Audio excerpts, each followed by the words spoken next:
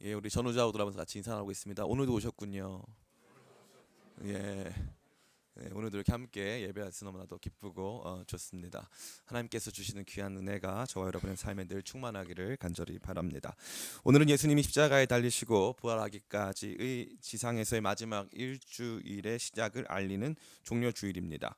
종려주일이라는 이름은 오늘 본문의 말씀에서처럼 예수님이 예루살렘에 입성하셨을 때 많은 사람이 올리브 나무 가지를 흔들어 환영했기 때문에 붙여진 이름입니다. 그러기에 종려주일은 고난 주간의 시작을 알리는 주일이고 우리 모두의 관심을 우리를 위해 고난 당하신 예수 그리스도께 향하여야 하는 것을 보여주는 시간이라 할 수 있습니다. 물론 사복음서는 공의 종려주일과 관련된 이야기를 다 들려주고 있습니다. 그러나 언제나 그렇듯 각 복음서가 보여주는 내용은 마치 우리가 하나의 산을 다양한 지점에서 다양한 각도로 볼 수 있듯이 매우 다양한 모습으로 저와 여러분에게 그 이야기를 들려주고 있습니다. 특별히 우리 기쁨의 교회는 오늘부터 한 주간 사도 요한의 성령의 감동으로 기록된 요한복음을 통해서 예수 그리스도의 고난에 동참하고자 합니다. 아무쪼록 오늘 본문 말씀을 듣는 가운데 우리 모두가 예수님께 더욱 집중하고 그분께서 행하신 일과 오늘 우리에게 주시는 메시지를 더욱 분명히 깨닫게 하는 귀한 시간 되기를 예수님의 이름으로 축원합니다. 우리 한 세 가지 정도로 오늘 본문의 말씀에 대해 생각해 볼 수 있는데, 첫 번째는 예루살렘 입성은 십자가에서의 죽으심과 부활을 향하여 가시는 첫 걸음이라는 것입니다. 요한복음이 전해주는 종려주일의 사건은 예수님의 사역의 클라이막스를 보여줍니다. 그것은 바로 십자가에서 죽으심입니다. 특별히 우리는 12절에 등장하는 그 이튿날이란 단어를 주목해야 합니다. 우리 12절 같이 한번 읽어볼까요? 시작. 그 이튿날에는 명절에 온 큰 무리가 예수께서 예루살렘으로 오신다는 것을 듣고, 그냥 종려주일을 맞이해서 예루살렘에 입성하신 것이 아니라 이것은 그 전날의 사건과 연결되어 있다는 것을 저와 여러분에게 보여줍니다. 그럼 전날에 무슨 일이 있었습니까? 그것은 바로 나사로의 동생 마리아가 예수님께 향유를 부은 사건입니다. 예수님은 이 사건을 자신의 죽으심과 결부시키고 있습니다. 요한복음 12장 7절부터 8절까지 말씀입니다. 앞에 화면이 준비되어 있습니다. 같이 읽겠습니다. 시작. 예수께서 이르시되 그를 가만두어 나의 장래할 나를 위하여 그것을 간직하게 하라. 가난한 자들은 항상 너희와 함께 있거니와 나는 항상 있지 아니하리라 하시니라. 아멘. 그러니까 예수님께서는 이 향유 부은 사건을 장래와 연결시키고 있다는 것입니다. 또 한 가지 우리가 주목해야 할 것은 예수님 자신도 이것을 특별한 때, 특별한 시점이 도래한 것으로 이해하고 계셨다는 것입니다. 23절입니다. 같이 한번 읽어보겠습니다. 시작. 예수께서 대답하여 이르시되 인자가 영광을 얻을 때가 왔도다. 아멘. 예수님께서 인자가 영광을 얻을 때가 왔도다라고 말씀하고 있습니다. 이것은 예수님이 지속적으로 말씀하시던 내용입니다. 가나 혼인잔치 때 어머니 마리아가 포도주가 떨어졌다고 말씀하셨더니 예수님께서 뭐라고 말씀하시냐면 아직 내 때가 아니라고 말씀하셨습니다. 요한복음은 이 때와 관련된 말씀을 무려 20번에 걸쳐서 말해주고 있습니다. 내 때가 아니다, 내 때가 아니다, 아직 그때가 이르지 않았다, 곧 그때가 올 것이다 하는 때와 관련된 내용의 말씀을 무려 20차례에 걸쳐서 말씀하신다는 것이고, 특별히 오늘은 예수님께서 뭐라고 말씀하십니까? 이제 영광을 얻을 때가 왔도다라고 말씀하시는 것입니다. 요한복음 처음부터 시작해서 지금에 이르기까지 예수님께서 말씀하신 그때가 무엇인가에 대해서 지속적인 궁금증을 갖고 있던 독자들을 향해서 예수님께서 이제 선언적으로 말씀하십니다. 이제 바로 그때가 도래했다는 것입니다. 그때는 다른 것이 아닌 바로 십자가에서 예수님께서 죽으시고 부활하시는 바로 그때를 상징적으로 말씀하시는 것입니다. 이러한 특징들 속에서 우리는 본문의 말씀을 이해해야 하는 것입니다. 흥미로운 것은 사람들은 예수님의 입성을 전혀 다른 방식으로 이해하고 있다는 것입니다. 예수님께서는 영광을 받으실 때 그 십자가를 지시고 죽으시고 부활하셔야 되는 때라고 이해하시고 예루살렘에 들어가셨는데, 사람들은 전혀 다른 방식으로 예수님을 환영하고 축하하고 기뻐하고 있었다는 것입니다. 예수님은 처음부터 십자가를 지기 위해 예루살렘으로 들어오셨습니다. 이것이 바로 오랫동안 예수님이 자신의 때라고 지칭하던 바로 그 순간이었습니다. 그러나 사람들은 그렇지 않았습니다. 나사로를 살리신 능력 있으신 예수님의 입성, 혹은 여러 다른 기적을 보인 위대한 갈릴리 출신의 선지자의 대담한 자기 선포를 예수님의 입성으로 생각하고 기뻐하고 있었습니다. 무언가 좋은 일이 일어날 것이라고 생각하고 있었던 것이죠. 이것을 우리의 삶에 적용해 볼 때 예수님의 오심은 단순히 우리를 잘 먹고 잘 살게 해주기 위함이 아닌 것을 우리는 기억해야 하는 것입니다. 예루살렘은 전통적으로 왕의 도시로 이해됐습니다. 예루살렘은 왕의 도시입니다. 이르 앞에 붙어 있는 예루라고 할 때는 그 이르는 도시란 뜻이고 살렘은 평화란 뜻입니다. 평화는 언제 이루어집니까? 왕이 모든 적군을 다 쳐부수고 모든 지배력, 통치력을 공고히 했을 때 평화가 일어나는 것입니다. 로마 시대의 이 황제가 로마 인근 지역 전체를 다스리기 시작했을 때부터의 시간들을 팍스 로마나라고 합니다. 그걸 뭐라고 하냐면 로마의 평화라고 하는 것입니다. 강력한 군사력을 기반으로 해서 지역의 모든 사람들을 다 잠잠케 하고 자신의 왕권을 공고히 했을 때 평화가 임하는 것입니다. 예루살렘은 바로 그 왕의 도시, 그 평화의 도시, 모든 지배력과 통치력의 출발점이 되는 예루살렘을 향해서 십자가를 지시기 위해 들어가는 것입니다. 예수님께서 우리의 삶에 들어오실 때도 마찬가지입니다.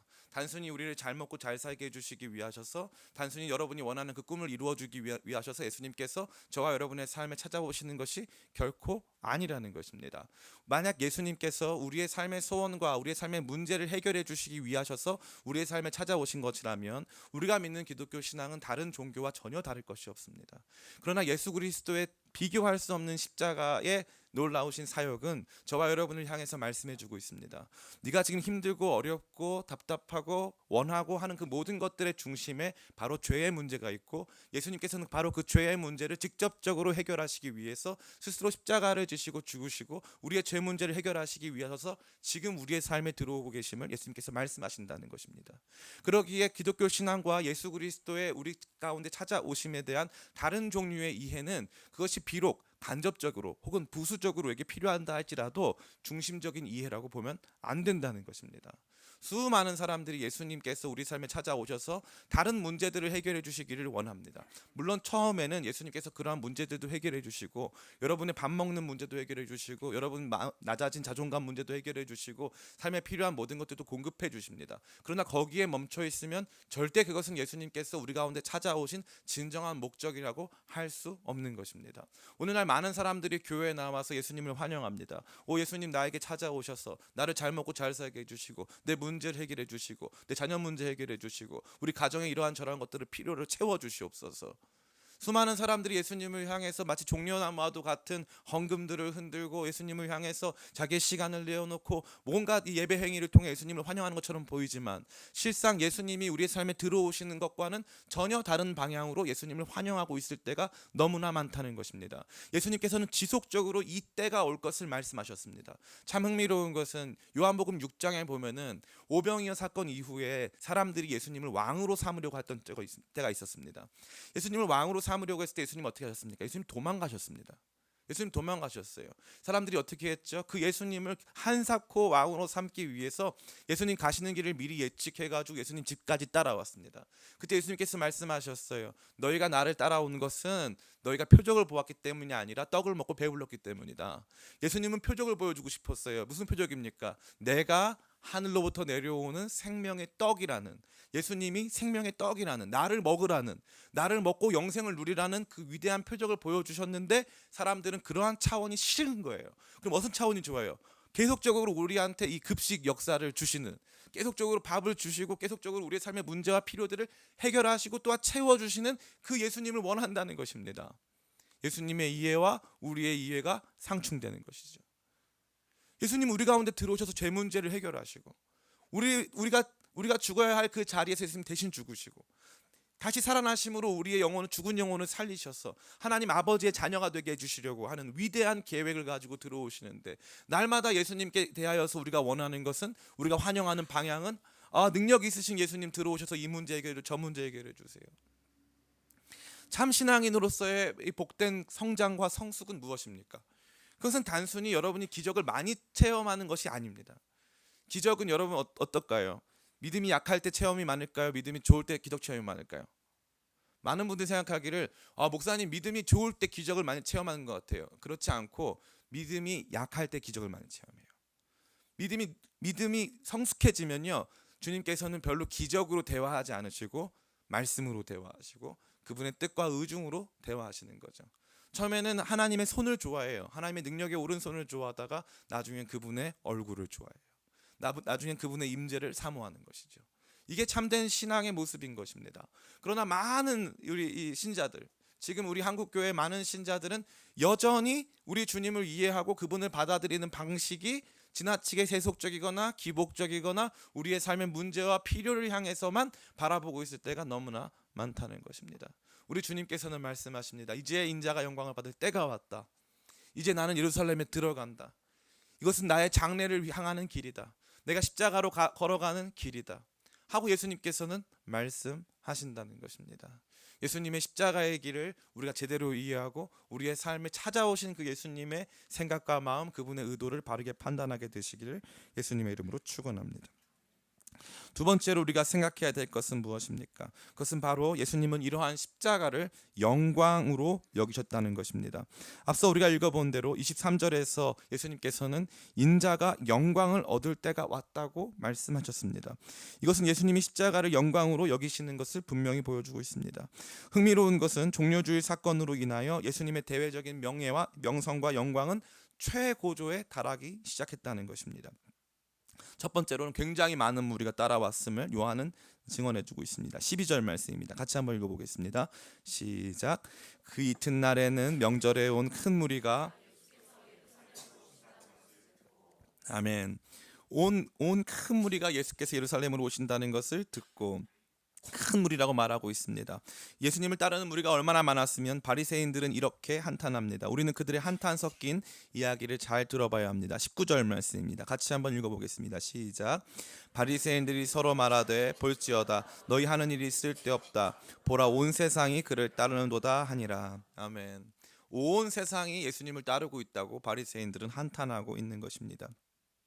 이뿐 아니라 이제 요한복음에서는 등장하지 않았던 이방인들까지 예수님의 명성을 듣고 예수님을 만나기를 원했습니다. 20절부터 23절입니다. 같이 한번 읽어보겠습니다. 시작. 명절에 예배하러 올라온 사람 중에 사람 빌립에게 가서 청하여 이르되 선생이여 우리가 예수를 배우고자 하나이다 하니 빌립이 안드레에게 가서 말하고 안드레와 빌립이 예수께 가서 여쭈니 예수께서 대답하여 이르시되 인자가 영광을 얻을 때가 왔도다. 아멘. 명절 때 헬라인이 와서 예수님을 만나기를 원했습니다. 그런데 예수님이 그들을 만나셨는지 안 만나셨는지는 기록되어 있어요? 안 기록되어 있어요? 안 기록되어 있어요. 예수님이 그들을 만나신 사건이 중요하지 않다는 것이고, 그럼 무엇이 더 중요하다는 것입니까? 그 헬라인들이 예수님을 만나러 왔다는 것이 중요한 것입니다. 그게 포인트이기 때문에 이 헬라인들이 와서 무슨 이야기를 했는지는 기록하고 있지 않은 것입니다. 예수님께 헬라인들이 찾아왔습니다. 자기 발로 이방인들이 찾아왔습니다. 누가복음이나 마태복음에는 간혹 예수님께서 이방 지역에서 하신 사역들도 등장하지만 요한복음에서는 그런 내용이 등장하지 않습니다. 요한복음에서 이방인들이 예수님을 직접적으로 만나려고 했던 시도는 바로 이것이 처음인 것이죠. 많은 사람들이 예수님을 따라왔을 뿐 아니라 이방인들까지 예수님의 명성을 듣고 예수님을 따라온 사건은 그야말로 충격이었고, 예수님께서 바로 이때 자신의 영광을 얻을 때가 왔음을 말씀하시는 것이었습니다. 그 영광은 무엇입니까? 바로 십자가였습니다. 23절과 24절입니다. 같이 한번 읽어보겠습니다. 시작. 예수께서 대답하여 이르시되 인자가 영광을 얻을 때가 왔도다. 내가 진실로 진실로 너희에게 이르노니 한 알의 밀이 땅에 떨어져 죽지 아니하면 한 알 그대로 있고 죽으면 많은 열매를 맺느니라. 아멘. 예수님께서는 인자가 영광을 얻을 때가 있다고 말씀하신 직후에 한 알의 밀알이 땅에 떨어져 썩으면 죽으면 반드시 많은 열매를 맺게 될 것이라고 말씀하십니다. 이 많은 열매는 영광을 상징하는 것입니다. 예수님께서는 본인이 통과하실 죽으심과 부활 이후에 일어나게 될 수많은 사람들이 생명을 얻는 역사를 영광으로 이해하고 계신 것입니다. 그 과정 역시도 예수님께는 영광이었고, 예수님께서는 끊임없이 이것을 영광으로 말씀하심으로 말미암아 이 십자가와 부활의 가치를 저와 여러분에게 설명해주고 있는 것입니다. 생각해보면 요한복음은 예수님의 고난의 강도가 점차적으로 증대되는 모습을 아주 잘 보여줍니다. 5장 18절까지는 예수님에 대하여서 지속적으로 배척하다, 그들이 예수님을 배척한다라는 내용이 등장하는데, 그 이후에는 5장 18절부터는 사람들이 예수님을 죽이려 합니다 라는 표현이 많이 등장하다가 11장 53절에 그 절정에 다다릅니다. 11장 53절 같이 한번 읽어보겠습니다. 시작. 이날부터 그들이 예수를 죽이려고 모의하니라. 아멘. 나사로를 살리신 사건 이후부터 제사장들이 같이 모여서 예수님에 대하여서 어떻게 할 것인가 논의한 후에 예수님을 죽이기로 결정하고 모의하기 시작한 것입니다. 참 흥미로운 것은 예수님의 세속적인 인기와 영광의 상승, 동시에 영광의 상승과 동시에 예수님에 대한 혐오와 배척, 예수님을 향한 사람들의 증오와 이 예수님을 향한 적대도 동시에 상당히 상승하고 있음을 우리는 볼 수 있습니다. 그러한 가운데 예수님은 예루살렘 입성이라는 퍼포먼스를 통하여 자신이 메시아임을 공개적으로 밝히시고 이제 그로 인한 십자가를 지시겠다고 하시는 것입니다. 이러한 가운데 예수님께서는 그것을 자기 영광으로 끊임없이 말씀하고 계십니다. 참 놀라운 것은 무엇입니까? 여기 보면은 예수님께서는 그 십자가의 영광을 예수님 자신만의 영광으로 여기지 않으시고 우리 모두에게도 요구하신다는 것입니다. 12장 25절부터 26절 오늘 읽지 않은 본문입니다. 같이 한번 읽어보겠습니다. 시작. 자기의 생명을 사랑하는 자는 잃어버릴 것이요 이 세상에서 자기의 생명을 미워하는 자는 영생하도록 보전하리라. 사람이 나를 섬기려면 나를 따르라. 나 있는 곳에 나를 섬기는 자도 거기 있으리니 사람이 나를 섬기면 내 아버지께서 그를 귀히 여기시리라. 아멘. 이 말씀은 우리에게도 희생과 섬김을 영광으로 여기라는 말씀이 분명합니다. 예수님께서는 단순히 예수님 자신이 십자가의 길을 걸어가는 것만을 영광으로 생각하신 것이 아니라 그의 제자들이 예수님의 길을 쫓아서 희생과 섬김의 삶을 살아가는 모든 과정이 영광이라고 말씀하고 있는 것입니다. 다시 말해 오늘 이 종려주일에 사람들이 이해하는 방식과는 전혀 다른 방식으로 예루살렘에 들어가셔서 자신의 죽으심을 예비하시고 그 죽으심의 길을 영광으로 여기시는 그 주님께서 너희도 나와 같이 이 희생과 섬김의 길, 나 한 사람이 땅에 떨어져서 죽음으로 많은 사람들이 열매 맺고 그들이 생명을 얻는 그 길을 가는 것이 내가 너희에게 원하는 것이고 그것이 우리의 삶의 참된 영광임을 주님께서는 말씀하여 주고 있는 것입니다. 사랑하는 성도 여러분, 오늘날 많은 사람들은 자기가 가지고 있는 자기의 소유로 자기의 영광을 삼습니다. 자기가 얼마나 많이 먹는가, 얼마나 좋은 집에 사는가, 얼마나 좋은 옷을 입는가, 얼마나 좋은 것을 가지고 있는가를 자기 영광의 척도로 삼는다는 것이죠. 사람들은 자기가 죽어 결국에는 얼마나 많은 사람들을 살리는가를 영광으로 삼지 않는다는 것입니다. 말세 시대는 자기 사랑의 시대입니다. 최근 이 헌법재판소에서 낙태에 대한 헌법 불일치 판결이 있었습니다. 낙태와 관련된 많은 논의들이 존재했습니다. 그러나 법은 그 법을 만들어낸 국가의 정신을 보여줍니다. 법 정신은 다시 말해서 그 법이 해당 법이 존재하는 것만으로도 이 국가가 어떠한 가치관을 가지고 있는지를 보여준다는 것이죠. 여성의 자기결정권과 태아의 생명 존중권 사이에서 많은 갈등이 일어났고 그 갈등의 현실을 보여주는 내용으로 오늘 우리 대한민국은 낙태의 죄를 헌법에 불일치한다고 판결하게 된 것입니다. 이것은 많은 그리스도인들에게도 굉장히 중요한 메시지를 던지고 있는 것입니다. 우리는 자기 사랑의 존재가 결코 아닙니다. 제가 누누이 말씀드리지만 제가 별로 좋아하지 않는 노래는 당신은 사랑받기 위해 태어난 사람입니다. 물론 우리는 사랑받기 위해 이 땅에 존재하는 것이 맞습니다. 그러나 우리의 사명은, 우리의 존재는 사랑받고 있지만 우리가 나아가야 될 방향, 우리의 사명은 사랑하는 것입니다. 생명은 무엇입니까? 생명을 어떻게 정의할 수 있습니까? 생명의 정의는 죽지 않으려 함입니다. 다시 말해 생의지가 생명이라 할 수 있는 것입니다. 생의지, 살겠다고 하는 그 생의지, 그 생의지를 가지고 있는 작은 생명체가 놀랍고 신비로운 방식으로 우리의 삶에 주어졌는데 우리의 다른 삶의 불편과 어려움으로 말미암아 그 생명을 죽이는 것을 정당하게 여긴다는 것은 전혀 기독교적인 방식이 아닌 것입니다. 그로 인하여서 발생되는 부가적인 불편들, 부가적인 여러 가지 이 어두운 측면이 있음을 저희가 간과하는 것이 결코 아닙니다. 그러한 부분은 다른 법적인 부분과 사회제도적인 부분에서 보완해야 될 것이고 그러한 사각지대가 생기지 않도록 최선의 노력을 다해야 합니다. 그러나 그럼에도 불구하고 우리의 삶의 중심은 십자가의 영광을 쫓아서 가는 것입니다. 내가 조금 불편하고 힘들어도 내 안에 있는 그 생명을 죽일 수가 없기에 그 생명 때문에 내 삶의 시간을 희생하고 섬김의 길을 걸어가는 것이 우리가 따라가야 되는 분명한 삶의 길인 것을 우리 모든 그리스도인들은 알아야 한다는 것입니다. 십자가가 영광이지 다른 것이 영광이 아닙니다. 여러분이 몇 평짜리 집에 사는지, 여러분이 어떤 학벌을 가졌는지, 여러분이 어떤 좋은 차를 타는지, 그것은 세상이 가지고 있는 영광이고 우리가 보여주는 영광이 아닙니다. 그리스도인은 우리가 얼만큼 잘 사는지가 아니라 얼마나 많은 사람을 살렸는지에 우리의 영광의 가치가 있는 것입니다. 사랑하는 성도 여러분, 저는 여러분들이 오늘 예수님께서 이 십자가의 길을 영광으로 여기셨음을 절대 잊지 않게 되길 간절히 소원합니다. 많은 사람들이 예수님 찾아왔고 예수님의 명예와 예수님의 명성이 세상 가운데 울려 퍼지기 시작했을 때 그분이 선택하신 길은 진정한 영광의 길, 십자가의 길이었습니다. 십자가의 길을 향하여서 그분은 영광을 얻을 때가 왔다고 말씀하시고 그 길을 의연하고 멋있게 걸어가시는 것입니다. 그분이 여러분을 초청하십니다. 희생하고 섬기는 길, 다른 이들의 눈물을 닦아주고 그 다른 이들의 삶을 살려주는 길, 남을 죽여서라도 내가 원하는 삶을 살아가는 것이 아니라 내가 죽어서라도 다른 사람의 삶을 살리는 길, 그것이 우리가 걸어가야 하는 진정한 기독교인의 걸음이라는 것을 주님께서는 그것이 우리의 영광이라는 것을 말씀하여 주고 있는 것입니다. 오 사랑하는 성도 여러분, 저는 여러분들이 회개하게 되길 간절히 축원합니다. 우리가 얼마나 우리의 생명을 위해 타인을 죽이며 살아왔습니까? 얼마나 더 높은 것을, 더 많은 것을 누리기 위하여서 다른 사람들의 삶을 돌아보지 못한 채 우리의 길을 걸어왔단 말입니까? 우리의 영광은 왜 그토록 중요했습니까? 우리가 가지고 누리고 소유하는 것에 왜 그렇게 열심히 했습니까? 다른 사람의 눈물은 왜 그렇게 외면하며 살아왔습니까? 우리가 걸어가는 길은 진정한 십자가의 길입니까? 자기 사랑의 길 아닐까요? 신앙생활마저도 자기 사랑의 통로가 돼서 어떻게 하면 더 사랑받을 것인가? 어떻게 하면 더 많은 것을 누릴 것인가에 대해서 혈안이 돼서 이 신앙생활마저 그것으로 이용하지 않았습니까? 그것이 우리 오늘 기독교 신자들이 가지고 있는 굉장히 이 불편한 모습이 아닐 수 없는 것입니다. 예수님께서는 뭐라고 말씀하십니까? 하늘의 미랄이 땅에 떨어져 죽으면 많은 열매를 맺고 그것이 나의 영광이다. 예수님은 영광이라고 하시는데 저는 그 영광 싫어요. 세상 영광이 좋아요.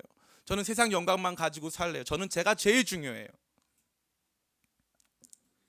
그것이 오늘 우리 신앙의 비극이 아닐 수 없는 것입니다. 저는 여러분 모두를 이 영광의 십자가의 길로 초청합니다. 영광스러운 십자가의 길을 걸어가시길 간절히 축원합니다. 제도 바깥에 서서 마치 지구 바깥에서 지구를 바라보는 사람처럼 살지 마시고 지구 안으로 들어오세요. 삶 안으로 들어오세요. 그래서 다른 이들을 위해서 희생하고 섬기시기 바랍니다. 이것은 강제일까요? 초청일까요? 초청입니다. 초청입니다. 위대한 초청입니다. 내가 사랑하는 그분이 원하시는 거룩하고 위대한 초청. 이 초청이 여러분에게 강압적으로 들린다면 죄송한 말씀이지만 그 말이 옳기 때문입니다.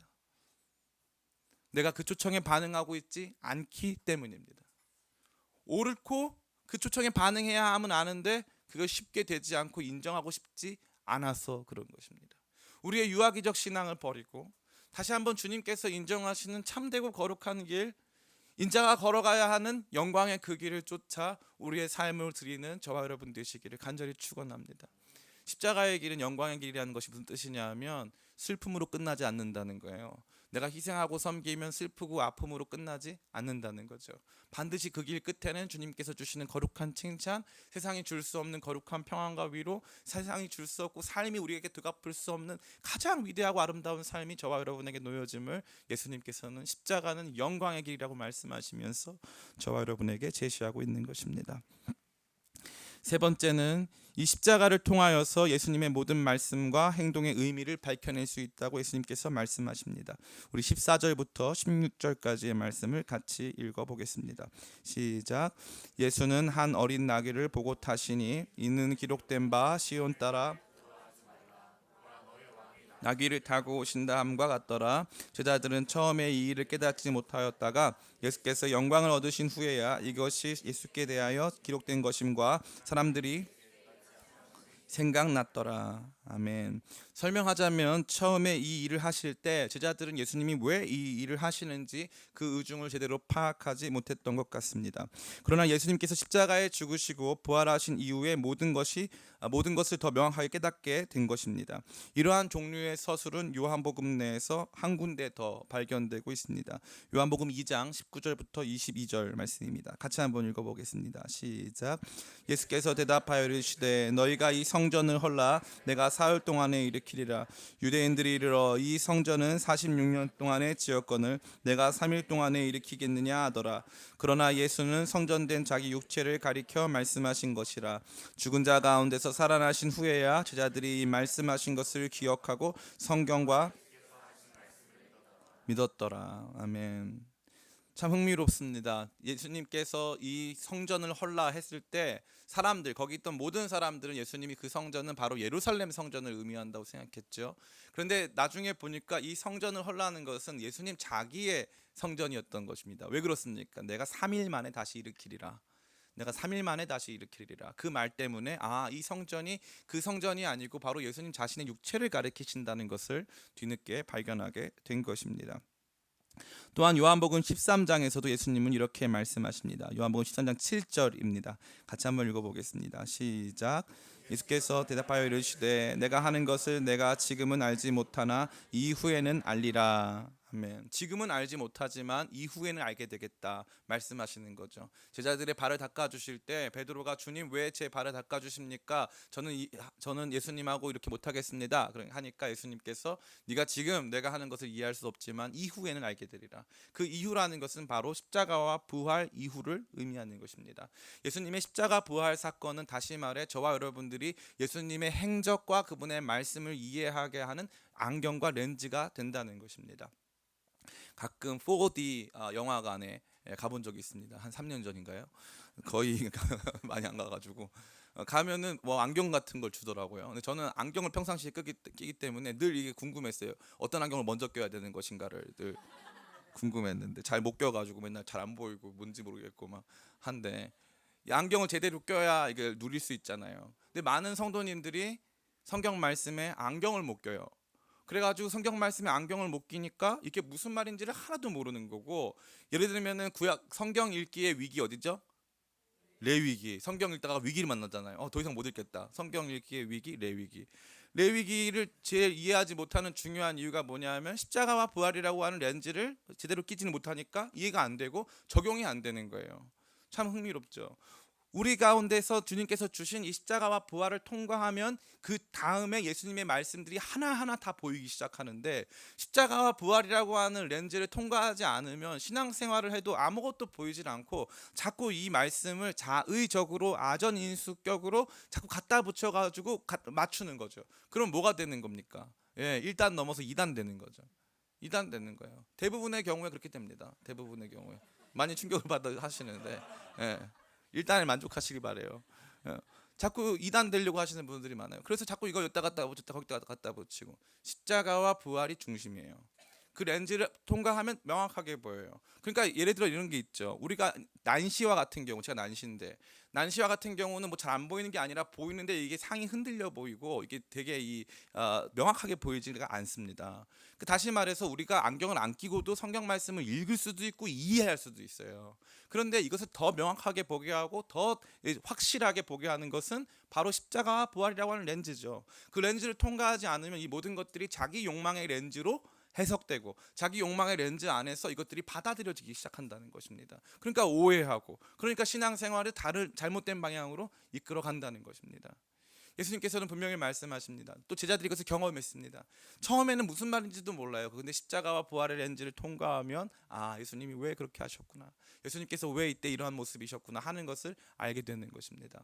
우리가 앞으로 일주일 동안 고난주간 새벽기도회를 통해서 요한복음의 내용들을 살펴보려고 하는데요, 많은 분들이 요한복음의 내용들을 생각하는 가운데 요한복음이 예수님의 신성을 드러내주고 있다고 생각합니다. 맞습니다. 요한복음 예수님의 신성을 그대로 드러내는 별명이 독수리 복음서예요. 왜 그러냐면 이 독수리는 태양을 정면으로 응시해도 눈이 상하지 않습니다. 그렇기 때문에 이 별명이 독수리 복음서, 예수님의 신성을 그대로 직면하기 때문에. 그런데 단순히 그걸 넘어서서요, 가만히 보면은 요한복음은 처음부터 끝까지 예수님의 십자가에 대해서 얘기해주고 있어요. 요한복음 1장에서 뭐라고 말합니까? 보라, 세상 죄를 지고 가는 하나님의 어린 양이로다 말씀하세요. 요한복음 2장에서는 이 성전을 헐라, 내가 그러면 3일 안에 다시 일으키리라 말씀하세요. 3장에서는 예수님이 뭐라고 말씀하십니까? 하나님께서 세상을 이처럼 사랑하사 독생자를 주셨으니 라고 말씀하세요. 인자가 모세가 말한 것처럼 인자가 들려야 된다. 모세가 광야에서 뱀을 든 것처럼 인자가 들려야 된다고 말씀하세요. 4장에서는 예수님께서 십자가에 달리실 때만 했던 유일한 말씀, 내가 목마르다라는 말씀을 4장에서 하세요. 5장에선 사람들이 예수님을 죽이려고 해요. 6장에선 예수님이 생명의 떡이라고 말씀하세요. 지속적으로 예수님께서는 죽임을 당하시거나 또 우리를 위해서 희생당하실 것을 암시하거나 보여주시는 내용들을 끊임없이 말씀하신다는 거죠. 근데 우리가 그 내용을 주목합니까, 안 합니까? 대부분의 경우에 안 해요. 언제만 합니까? 고난주간, 종료주일. 이때만 십자가가 우리한테 필요한 것처럼 생각할 때 너무나도 많다는 것입니다. 그렇지 않습니다. 우리가 십자가와 부활이라고 하는 렌즈가 없어지면 아무것도 보이지 않습니다. 뭘 본다 할지라도 그것은 굉장히 희미하고 불투명하여서 그것을 본 이후에 그것을 명확하게 식별하기도 어렵고 제대로 이해하기도 쉽지가 않습니다. 전 여러분 모두가 이 십자가와 부활을 렌즈 삼아 주님의 말씀을, 그분의 행하심을 다시 한번 바라보게 되시기를 예수님의 이름으로 축원합니다. 이제 말씀을 다 마칩니다. 우리는 요한복음이 들려주는 종료주일의 이야기를 들었습니다. 요한복음은 예수님의 예루살렘 입성을, 죽으심과 부활, 특별히 십자가에서 죽으심을 향한 입성이라고 보여주고 있습니다.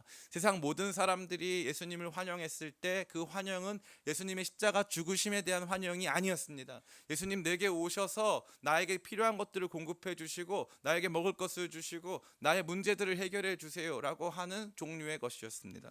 저는 영화 대부를 굉장히 좋아합니다. 많은 분들이 제가 영화 대부 좋아한다고 무시하시는 분들이 많은데 대부는 아주 위대한 영화입니다. 영화 대부를 굉장히 좋아하는데 대부가 제가 좋아하는 중요한 이유 중에 하나가 뭐냐면 거기에는 종교와 삶이라고 하는 주제를 매우 미학적으로 다루고 있기 때문에 그렇습니다. 대부에서 굉장히 중요한 살인이 일어날 때는 대부분의 경우에 종교적인 절기입니다. 예를 들면은 이런 얘기 하면 안 되는데 자꾸 제가 이런 얘기하죠. 1편에서 보면 막 이래요.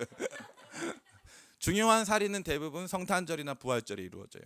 전면적인 전환은 대부분 부활절에 이루어집니다. 근데 거기 꼭 등장하는 게 뭐냐면 그 부활절 때 성당에서 주로 하는 행사인데 이제 행렬을 이렇게 이루면서 이제 앞으로 나가죠. 그때 예수님께서 십자가를 이렇게 지고 계시고 그 십자가를 지신 예수님의 조각상 옆으로 사람들이 돈을 붙여요.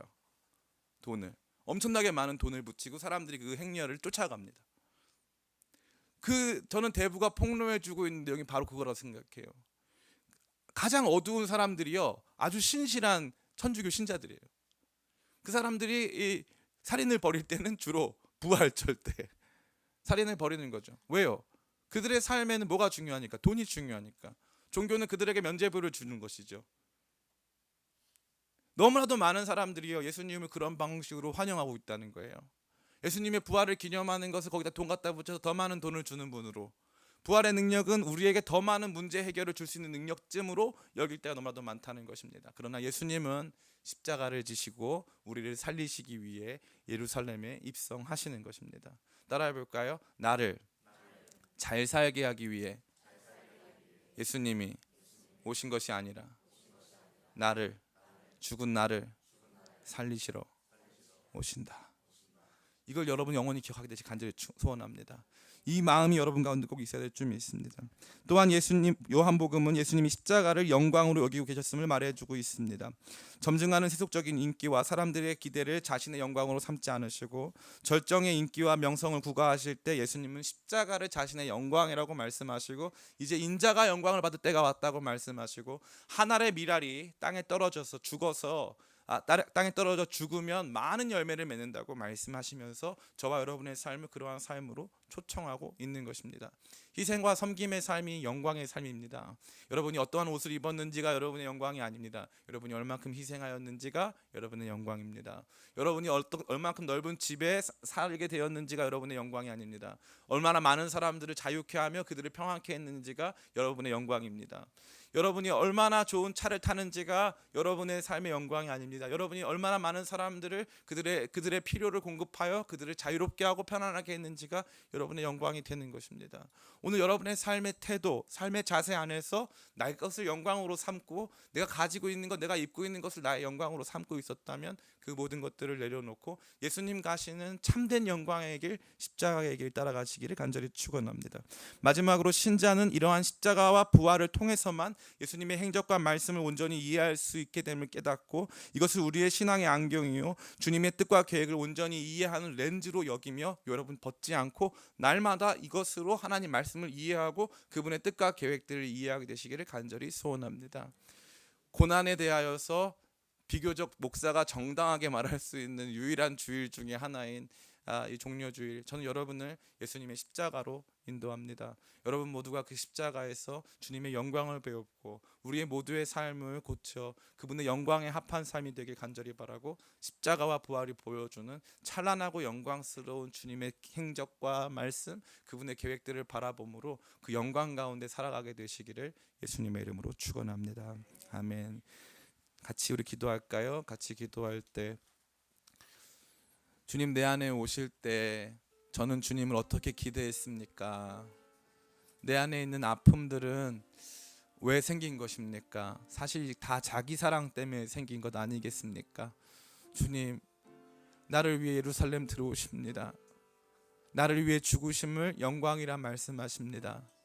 그 모든 것들을 통하여서만 예수님을 제대로 이해하고 볼 수 있음을 말씀하십니다. 오 주님, 십자가와 부활을 통해 주님 알기 원하고 주님 가신 그 길의 영광 나도 누리기를 원하오니 나를 이끌어 그 영광의 길에 서게 하여 주시옵소서. 이러한 제목 가지고 우리 같이 기도하겠습니다. 아버지, 그렇습니다. 우리의 삶을 다하여 가고자 하는 그 높은 길입니다. 예루살렘 입성하셨습니다. 우리의 기대와는 달랐습니다. 우리가 원하는 것과는 달랐습니다. 예수님을 열심히 믿어도 우리가 원하는 만큼 부자가 되기는 어려울 것 같습니다. 예수님을 열심히 믿어도 우리가 원하는 수준의 삶의 문제 해결을 다 이루기는 쉽지 않을 것 같습니다. 그러나 그것이 예수님 이 땅 가운데 오셔서 내 삶에 들어오신 목적이 아님을 알기에 날마다 아버지 깨어서 주께서 원하시는 길로 걷기를 원합니다. 주여 함께하여 주시옵소서. 주여 함께하여 주시옵소서. 주여 함께하여 주시옵소서. 주여 알게 하여 주시옵소서. 십자가를 영광 삼고 걷기를 원합니다. 주여 함께하여 주시옵소서. 주여 함께하여 주시옵소서. 주여 불쌍히 여겨 주시옵소서. 주여 불쌍히 여겨 주시옵소서. 아버지 감사합니다. 주님을 향한 우리의 환대, 주님을 향한 우리의 기쁨과 환영은 주께서 우리 가운데 찾아오사 우리를 더 잘 먹게 해주시고 더 잘 입게 해주시고 더 잘 살게 해달라는 것인지도 모르겠습니다. 우리가 생각하는 영광은 주님께서 생각하신 영광과 매우 달랐습니다. 우리가 가진 렌즈는 우리 욕망의 렌즈였습니다. 내가 원하는 것, 내가 궁핍한 것을 우리의 눈에 끼워놓고 그것을 어떻게 하면 채울 수 있는가에 급하여 주의 말씀과 주의 행적을 이해하려고 노력해왔습니다. 그러나 주님께서는 말씀하십니다. 나의 입성은 사람들 앞에 왕이 되려 함이 아니요 십자가를 지기 위함이다. 나의 통치와 다스림은 나를 죽이고 나 자신을 너희에게 내어줌으로 통치와 다스림이다. 너를 더 잘 살게 해주는 것이 아니라 너를 살리려고 하는 입성이다. 주님께서 말씀하시니 감사합니다. 또한 우리에게 참된 영광 다시 한번 가르쳐 주시니 감사합니다. 십자가와 부활이라고 하는 렌즈가 없어지면 욕망의 렌즈가 끼워지고 그 렌즈로 보면 우리가 사는 집의 평수, 우리가 타는 차의 아름다움, 그러한 것들, 우리가 가진 것들의 아름다움이 그것이 영광으로 보일 때가 너무나도 많아서 다른 사람 죽이고 힘들게 하고 아프게 하면서도 영광 누리면 대단한 척할 때가 얼마나 많은지요. 예수님께서는 하늘의 미랄이 땅에 떨어져 죽으면 많은 열매를 맺고 말씀하시며 많은 열매가 우리의 영광임을 말씀하여 주셨습니다. 우리의 삶도 주 앞에 영광스럽기를 원합니다. 내가 먹는 것보다 더 많이 먹이게 하시고 내가 입는 옷보다 더 많이 입히게 하시고 내가 사는 집보다 더 많은 사람들을 살게 하고 그들을 꿈꾸게 하는 귀한 인생이 될 수 있도록 주여 우리의 길을 인도하여 주시옵소서. 십자가 부활의 렌즈가 없이는 이러한 삶의 영광도 볼 수 없고 주의 말씀도 의지할 수 없사오니 날마다 우리의 눈에 성령께서 주시는 십자가 부활의 렌즈가 있어서 그것으로 말미암아 주의 말씀 온전히 이해하고 참 신자가 이룩해야 하는 거룩한 성장과 성숙의 길로 걸어갈 수 있도록 우리와 늘 함께하여 주시옵소서. 주께서 함께하실 것을 믿사옵고 예수님의 이름으로 기도드립니다. 아멘. 이 시간 우리 성만찬 시간을